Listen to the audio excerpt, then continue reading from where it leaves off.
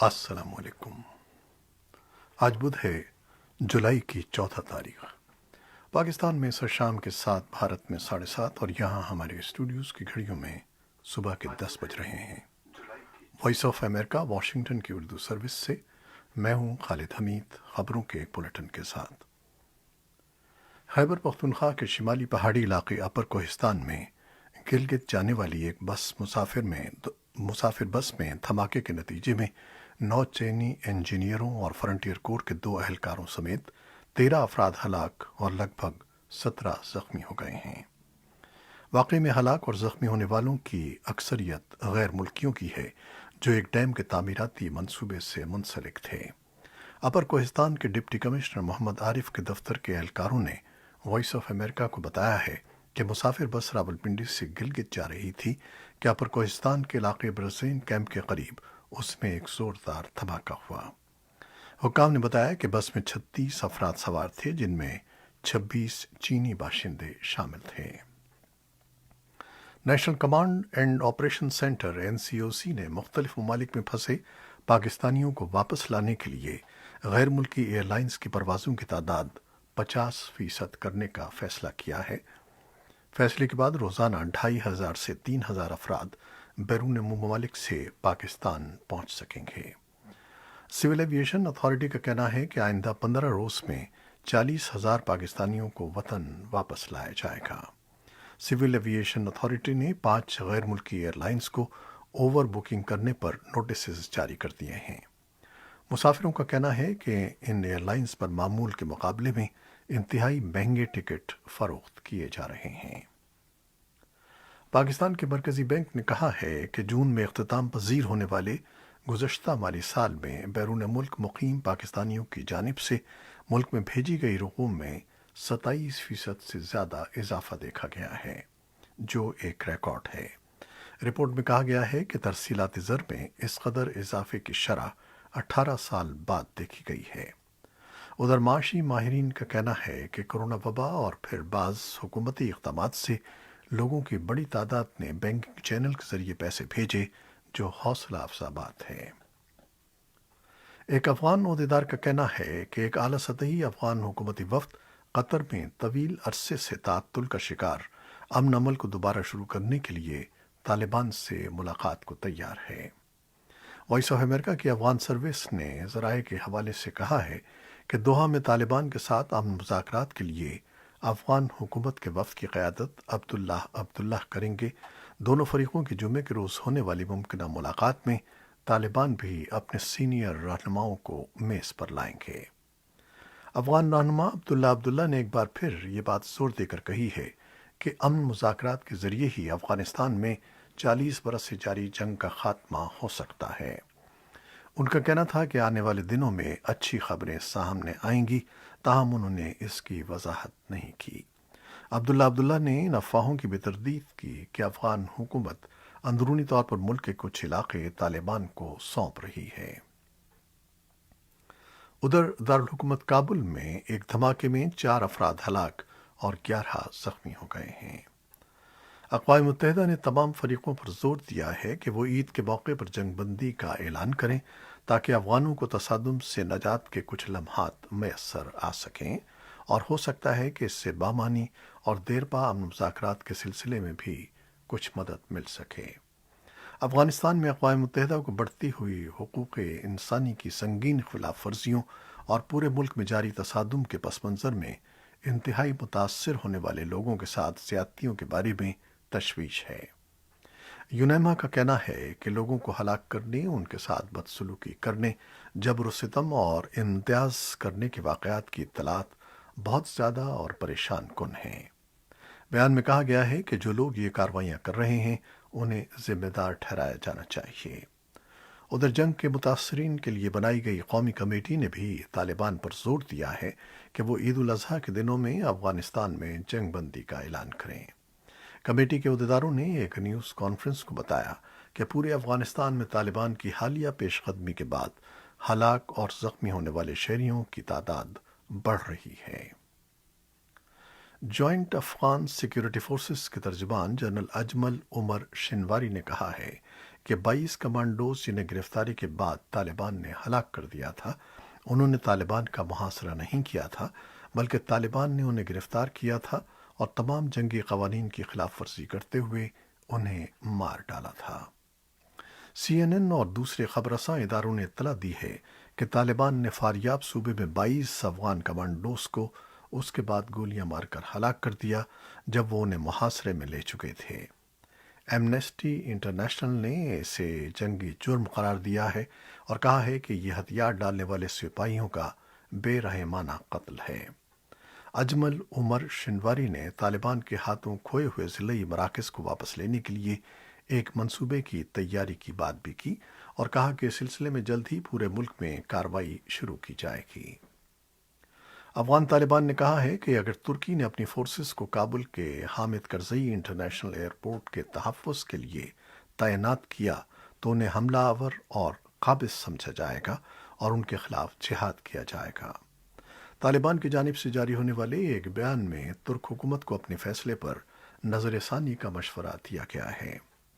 Voice of America کی Afghan service کے مطابق طالبان کے بیان میں کہا گیا ہے کہ ترک قیادت کا یہ فیصلہ غلط مشورے پر مبنی ہے اور ہماری خود مختاری اور علاقائی سالمیت کی خلاف ورزی اور ہمارے قومی مفاد کے خلاف ہے۔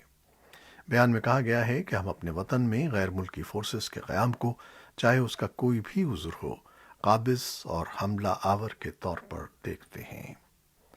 طالبان کا بیان ترکی کے صدر رجب طیب اردوان کی جمعے کے روز کی اس گفتگو کے بعد سامنے آیا ہے جس میں انہوں نے کہا تھا کہ ترکی اور امریکہ میں اس بارے میں اتفاق ہو گیا ہے کہ افغانستان سے فوجی انخلا کے بعد کابل ایئرپورٹ کی حفاظت ترک فوج کے کنٹرول میں کس طریقے سے کی جائے گی۔ افغانستان میں بڑھتی ہوئی کشیدہ صورتحال کے پیش نظر بھارت نے طالبان کے سابق گڑھ قندھار سے سفارتی عملہ نکال لیا ہے۔ ماہرین کے مطابق افغانستان سے امریکی اور اتحادی افواج کے اچانک انخلا اور طالبان کی غیر معمولی پیش رفت کا سب سے زیادہ نقصان بھارت کو پہنچا ہے۔ اس کے ساتھ ساتھ افغانستان کی معیشت اور بے روزگاری میں نمایاں اضافے کا خدشہ لاحق ہو سکتا ہے۔ بھارت کے زیر انتظام کشمیر کے جنوبی شہر پلوامہ میں سیکیورٹی فورسز کی ایک کارروائی کے دوران 3 مشتبہ عسکریت پسندوں کی ہلاکت کے بعد بڑھتے ہوئے تناؤ کے بیچ بدھ کی صبح نافذ کیا گیا کرفیو ہنوز جاری ہے، جبکہ علاقے میں موبائل انٹرنیٹ سروسز معطل کر دی گئی ہیں۔ عہدیداروں کا کہنا ہے کہ جھڑپ پلوامہ کے ایک رہائشی علاقے میں چھپے عسکریت پسندوں اور حفاظتی دستوں کے درمیان منگل اور بدھ کی درمیانی شب کو ہوئی تھی اور اس میں مارے جانے والوں میں کلدم لشکر طیبہ کا ایک اہم کمانڈر اعجاز عرف ابو ہریرہ، جو ان کے بقول ایک پاکستانی شہری تھا، اس کے 2 مقامی ساتھیوں میں شامل تھا۔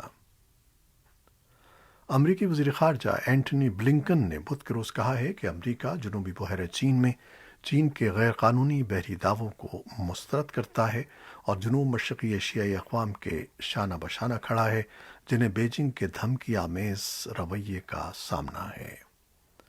آسیان کے رکن ملکوں کے وزرائے خارجہ کے ساتھ ایک ویڈیو کانفرنس میں بلنکن نے مزید کہا کہ امریکہ کو میانمار کی صورتحال پر بھی گہری تشویش ہے اور انہوں نے گروپ پر زور دیا کہ وہ وہاں تشدد ختم کرانے اور جمہوریت بحال کرانے کے لیے اقدامات کریں۔ محکمہ خارجہ کے ترجمان میٹ پرائس نے ایک بیان میں کہا کہ وزیر خارجہ بلنکن نے آسیان پر فوری کارروائی کے لیے اور میانمار کے لیے ایک خصوصی ایلچی مقرر کرنے پر زور دیا ہے۔ صدر بائیڈن نے، جن پر امریکہ کے شہری حقوق کے رہنماؤں کا دباؤ ہے، منگل کے روز اپنی تقریر میں کہا ہے کہ ووٹ کے حق کے بارے میں قانون سازی کرنا قوم کے لیے بہت ضروری ہے جو کانگریس میں ریپبلکنز کی مخالفت کی وجہ سے رکی ہوئی ہے۔ ریپبلکن اکثریت والی کئی ریاستیں اس بنیاد پر قوانین کی منظوری دے چکی ہیں کہ سابق صدر ڈونلڈ ٹرمپ نے سن 2020 کے صدارتی انتخابات میں اپنی جیت کا دعویٰ اس پس منظر میں کیا تھا کہ ان میں بڑے پیمانے پر جعلسازی کی گئی تھی۔ ووٹ کے حق سے متعلق قانون سازی کی کوشش سے بائیڈن کو کانگریس میں سخت مخالفت کا سامنا ہو سکتا ہے، جہاں ان کے ڈیموکریٹ ساتھیوں کو سینٹ میں ریپبلکنز کی جانب سے دشوار صورتحال کا سامنا کرنا پڑ رہا ہے۔ اس کے باوجود بائیڈن اس موضوع پر اپنی توجہ مرکوز کیے ہوئے ہیں، چاہے انہیں قانون سازی میں ناکامی کا ہی سامنا کیوں نہ کرنا پڑے۔ اور اب کرونا وائرس سے متعلق خبریں۔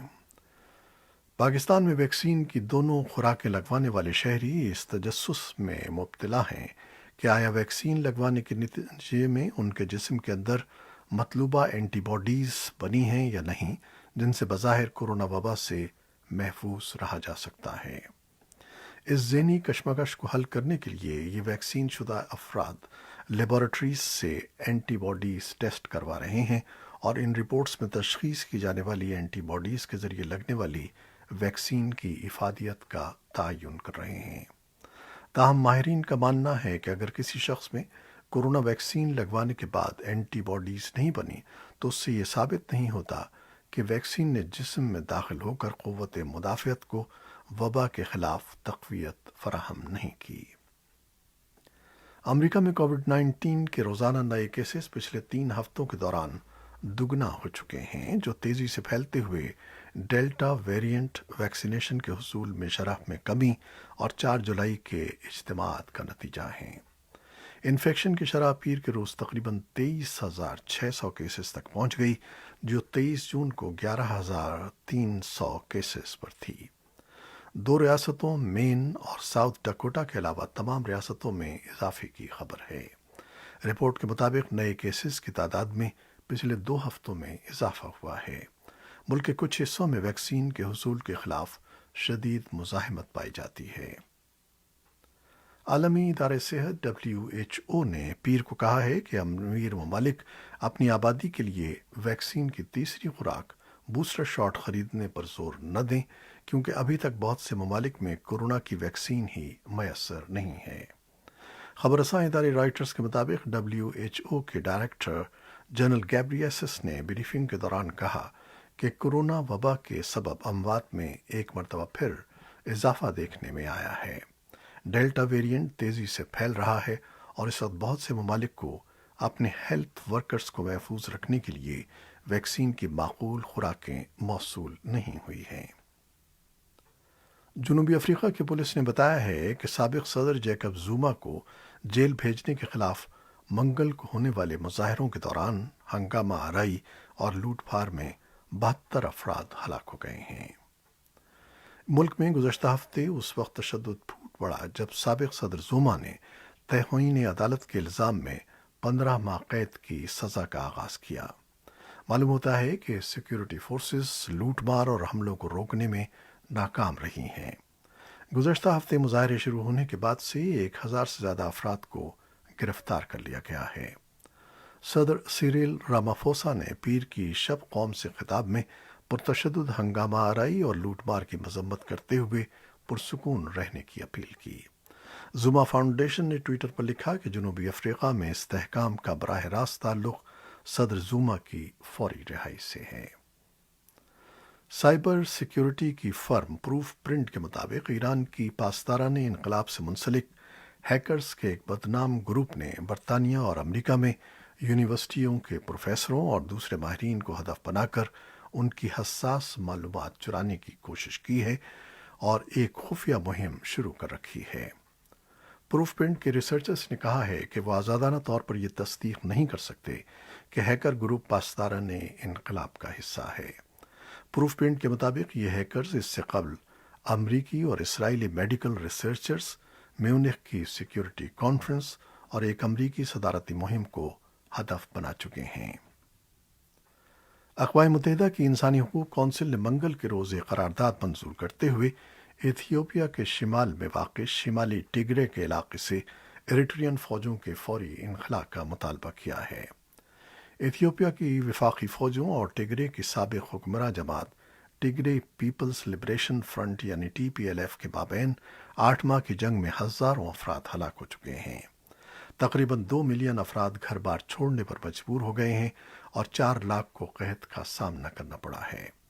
قرارداد پیش کرنے والے یورپی یونین کے وفد کے سربراہ سفیر لوٹھے کنسن نے کہا کہ ایتھوپیا کے ٹیگرے خطے میں جو کچھ ہو رہا ہے وہ تشویشناک ہے۔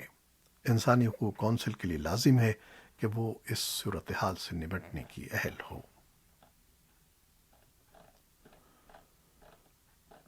فرانس کے پرفضا مقام کان میں سجنے والے فلمی میلے کو عالمی شہرت حاصل ہے اور اس میں دنیا بھر سے فلم نگری کی ممتاز شخصیات جمع ہوتی ہیں، لیکن اس میلے کا نام زیورات کی چوری کی بڑی وارداتوں کے ساتھ بھی جڑ گیا ہے۔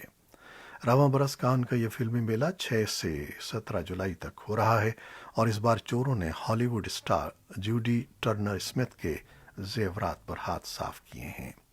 برطانوی اداکارہ جوڈی ٹرنر اسمتھ پہلی مرتبہ فیسٹیول میں شریک ہو رہی ہیں۔